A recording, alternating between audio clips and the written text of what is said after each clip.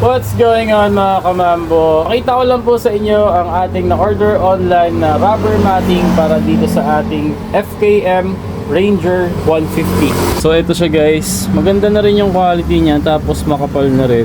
Importante din kasi talaga to kasi para maiwasan kahit papano yung mga gasgas sa ating floorboard kagaya nito.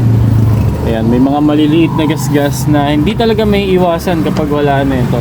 Sobrang precise nung pagkakakat niya, saktong-sakto sa motor. Tapos, ngayon, mas komportable ka na rin na umapak-apak. Kasi, kampante ka na hindi na siya magagasgas. Tapos, mas komportable na rin dahil hindi na madulas. At maniniwala ba kayo na nakuha natin to online for 70 pesos lang? Yes, 70 pesos lang po natin siya nakuha. Pero after voucher yon. Ang regular price niya naman sa posting ay 120 pesos lang.